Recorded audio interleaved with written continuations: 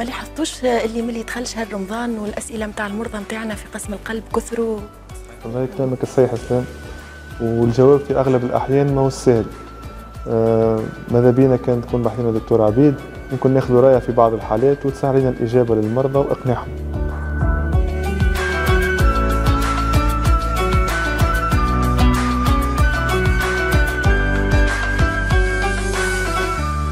صحة شريبتكم الناس الكل. احنا تو تقريبا وصلنا لمنتصف شهر رمضان الفضيل، ان شاء الله يا رب يعود عليكم بالصحة والعافية. احنا كأطباء قلب قبل شهر رمضان المرضى متاعنا يسهلونا نجموا نصوموا ما نصوموش.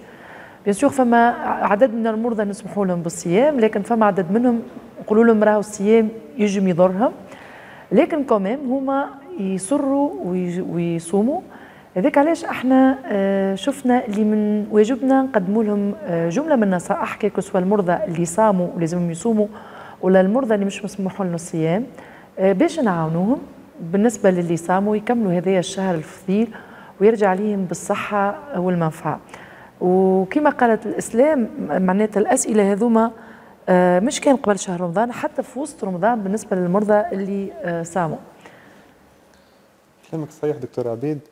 هذه فرصة باش نشارككم حكاية مريض شفته في الأسبوع الأول من شهر رمضان في الاستعجالي، جاء على ضيق نفس وعلى انفاخ في الساقين. كيف سألته قال لي اللي هو يتبع على مرض مزمن في على قصور مزمن في عضلة القلب، وأنه آخر كشف بالصداع عمله مدة 6 أشهر فيه عضلة القلب تشتغل بنسبة 35%، ومع ذلك قرر الصيام دون الرجوع إلى طبيبه المباشر.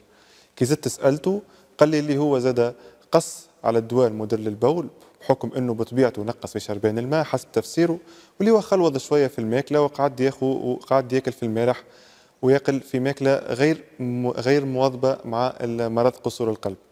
في الحاله هذه قلت له اللي لازم يوقف على الصيام بحكم انه اصبح يمثل خطر على صحته، واقترحت عليه الاقامه بالمستشفى باش نعديوا له الدواء المدر للبول في العرق. وفسرت له انه المرض هذا هو مرض مزمن يلازم الانسان، وانه لازم يواظب على الدواء المخصص لهذا المرض، نفس الشيء القواعد الغذائيه اللي تتماشى مع هذا المرض. شنو رايك دكتور عبيد؟ يعطيك الصحة. هو أسامة بالنسبة هي فرصة احنا باش نحكيو عن المرضى المصابين بقصور عضلة القلب. المرضى هنا نحب نأكد، وبالنسبة هذا يمشي للمرضى الكل، النصيحة هو قرار الصيام بالنسبة لشهر رمضان هما ديما يعود للطبيب المباشر، خاطر هو أكثر إنسان يعرف حالة المريض وأكثر واحد مش ينصحوا باش يجم يقوم بالصيام ولا. بالنسبة للمرضى اللي عندهم قصور القصور عضلة القلب هما عادة نسمحوا لهم بالصيام إذا الحالة مستقرة، يعني ياخذ في الدواء نتاعو يواظب على الدواء، هو يعني ما عندوش القلق المعروف به لدى مريض قصور القلب كيما النفخ في الرجلين، ضيق التنفس بصورة يعني كبيرة، واللي زاد ما عندوش حالة متقدمة من قصور القلب.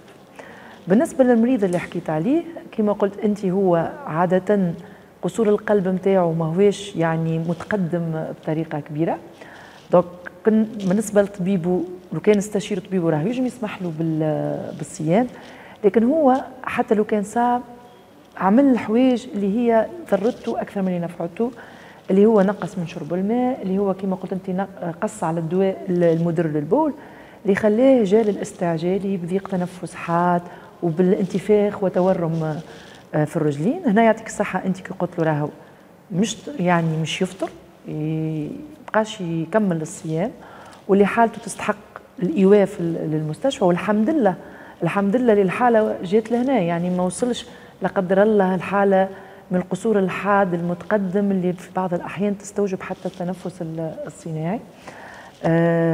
دونك هنا اللي عملته هذاك هو معناتها لازم يتم إيواءه بالمستشفى ونعطيوها الأدوية ويكمل الشهر هذا الفضيل ما يصوموش، وإن شاء الله العام المقبل إذا هو التزم بنصائح الطبيب نتاعو فيما يخص إمكانية الصيام ومواظبة خاصة على الدواء والنصائح الغذائية، بحول الله يمكن السنة المقبلة يجم يصوم.